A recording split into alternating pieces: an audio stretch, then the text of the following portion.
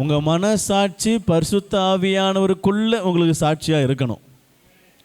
அல்லேலூயா.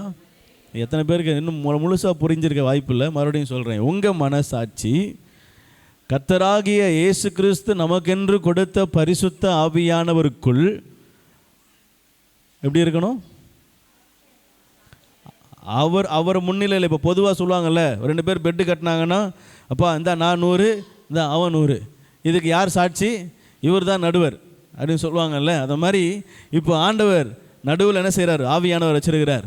இப்போ உங்கள் மனசாட்சி அவருக்கு முன்பதாக எப்படி இருக்கணும்? குற்றமற்றதாக என்ன செய்யணும்?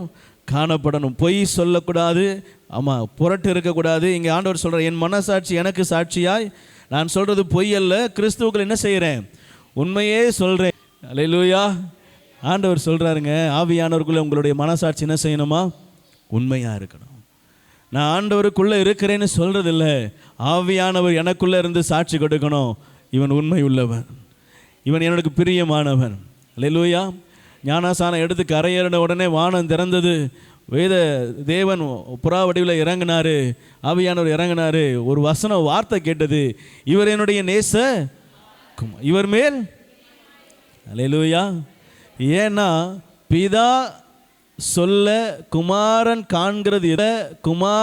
காண்கிறது எதுவோ அதை தவிர வேறு ஒன்றையும் குமாரன் தானாக செய்ய மாட்டார். அதனால் சொல்கிறாரு, ஆவியானவர் சாட்சியா அவர் தோள் மேலே வந்து இறங்க வானத்திலேருந்து பிதா சொல்கிறாரு, இவர் நேசகுமாரன், இவரில் பிரியமாய்.